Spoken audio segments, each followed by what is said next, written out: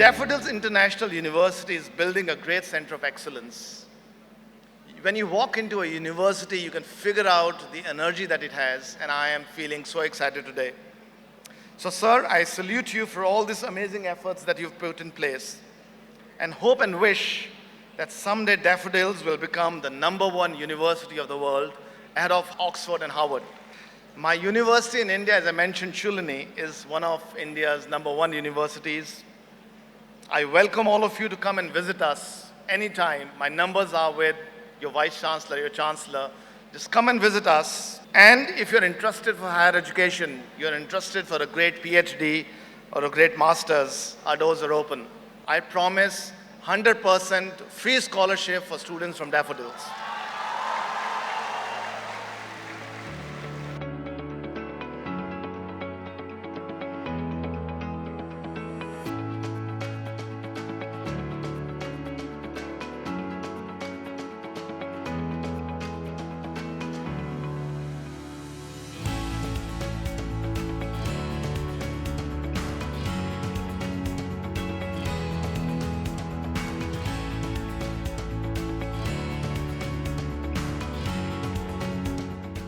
Ladies and gentlemen, please welcome the Honorable Convocation Speaker, Professor Atul Khosla.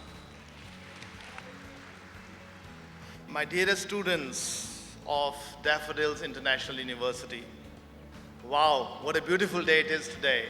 I'm getting goose pimples, I hope you are too. It is my honor to be here today. I go back more than 30 years. I remember the date, 16th May 1993, when I graduated from the Indian Institute of Technology in India, and know how important and exciting a day it is for all of you and for all of us. I'm sure your chairman is also getting goose pimples along with all of you, because with all the support of all of you, you've built such a wonderful university. I thank Daffodils International University for inviting me and to be part of history. Thank you very much.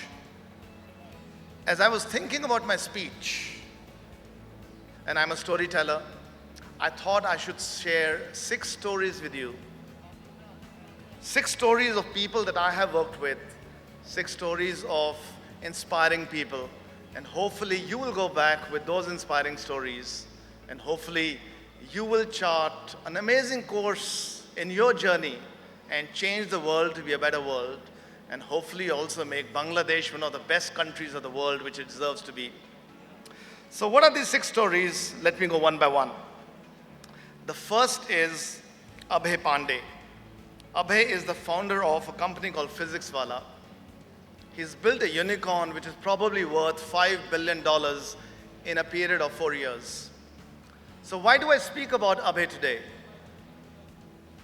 Abhay is an engineer from India, from a place called Kanpur, where I studied. But more importantly, Abhay decided to work in India. He decided to build a business in India. And he's trying to change the landscape of education in India. He's trying to give quality education at price points that are unimaginable, using technology, just like you said. So what do I want to tell you? I believe your biggest opportunities are going to be in your home country, in Bangladesh, not in the West. Do you still want to immigrate to Canada or Australia or to the European nations? Think about it. I spent 15 years in different parts of the world, and I decided to come back to India. And I will encourage all of you to make your home country the best in the world, rather than go and spend time in different countries that do not belong to you. So that's my first story. My second story is a student of mine. His name is Abhishek Dhawan. Abhishek Dhawan is a second-year student at Shoolini. I remember around 6 months back, he came to me and said, I want to be an entrepreneur.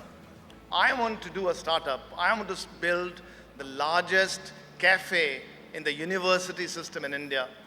And I gave him 2 lakh rupees, which is probably equivalent to 1.5 lakh Bangladesh rupees.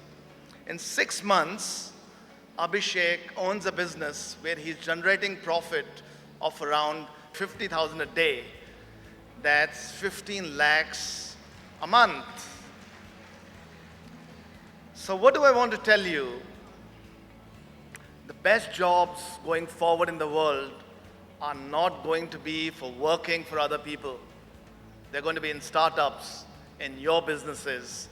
Your own chairman is a role model for that. He was telling me his story. He was telling me that his father wanted him to work for others, but he decided to work for himself. And look at this amazing piece of work that he's done, a piece of art. So my question to all of you is, do you want to be a job seeker or a job giver? Do you want to be an employee, or would you like to give jobs to thousands? You have to decide. Think about it. My third story is a dear friend of mine. His name is M. Ramesh. M. Ramesh is all of 53, a very successful professional. He and I were together with a firm called McKinsey & Company, which is the world's largest consulting firm, probably the most prestigious. He just retired at the age of 53. And this is the story for most people across the world. Most people will retire very, very early in the 50s. So what do? There is going to be a rise of veteran learning. You'll see people who are in the 50s coming and joining universities and becoming your classmates. But the fundamental question I'm asking you is, it could happen that your aunt or your uncle becomes your employee, reports into you. So the question I'm asking is, are you ready to be your uncle's boss? Because this is going to happen and will happen. Would you have that maturity to go out and lead organizations where there are people who might be way, way older to you? Think about it. My fourth story is Mihir Sharma.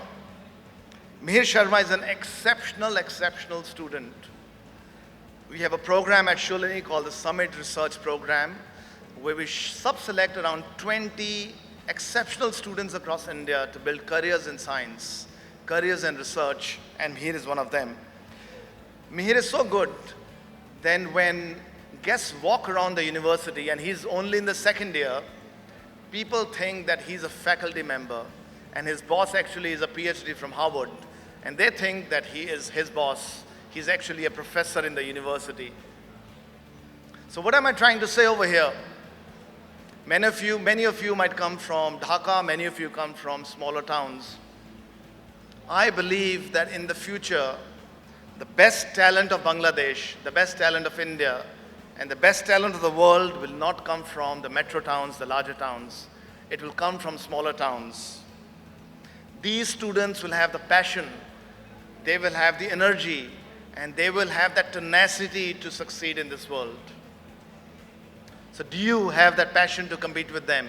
The students who come from the villages of Bangladesh, the students who are not privileged like you, but the students who come from smaller towns, probably studied in village schools and out there to conquer the world. Think about that. My fifth story is about Nick Studer. Nick was my boss at Oliver Wyman. I hired him there. Oliver Wyman is one of the largest consulting firms in the world. We specialized in public policy. Nick was 15 years younger to me, and he became CEO of this global firm at the age of 35. And this is going to be a reality. I believe that the future CEO, the future leader, will be in the age group 25 to 30. You all are probably 22, 23, 25 years old. And the fundamental question you have to answer is, are you ready to be a leader? Are you ready to be a CEO? Do you have that maturity today? If not, you don't have much time, probably 3 to 4 years to go out and conquer the world. So get the most of the experiences that you seek. Your chairman said you don't have much time, time is money.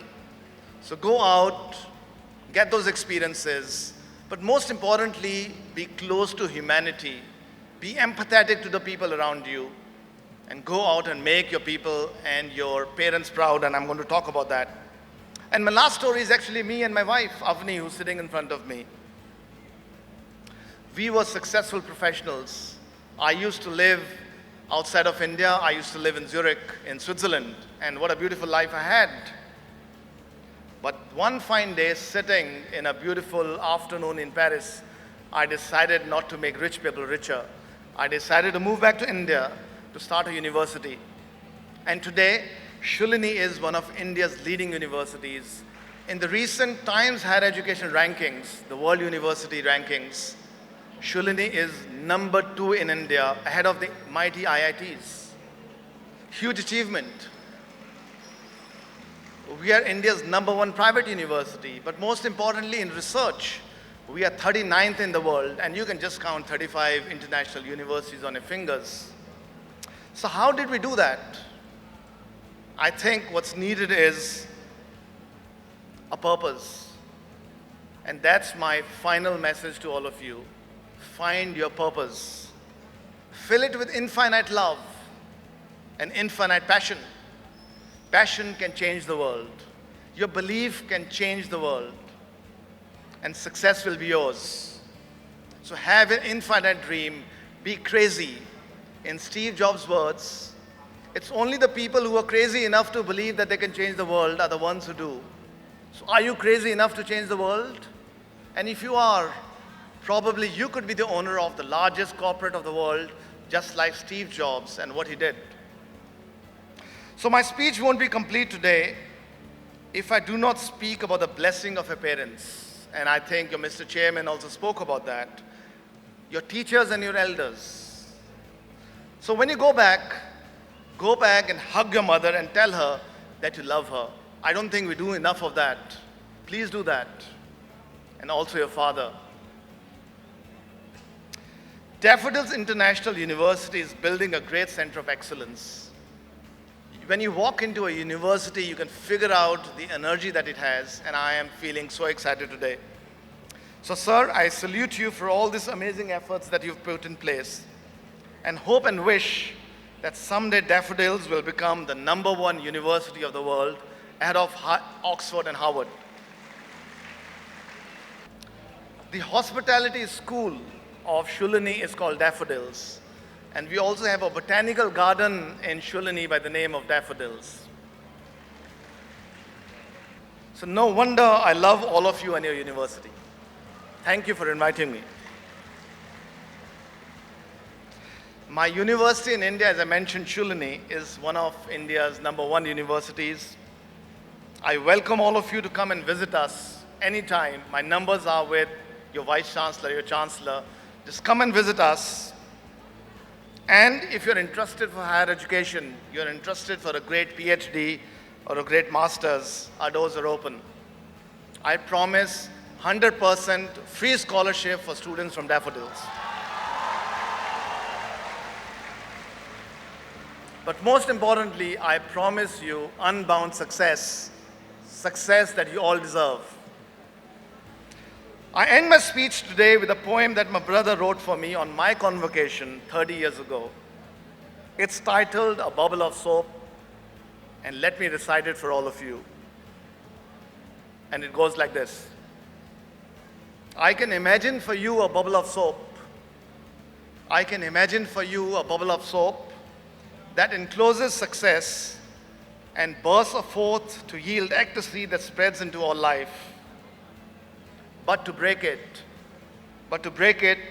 you have to aim your arrow with lots of hard work, So please go out and do lots of hard work, have undiluted belief in your dreams, and the world will be yours. Thank you very much.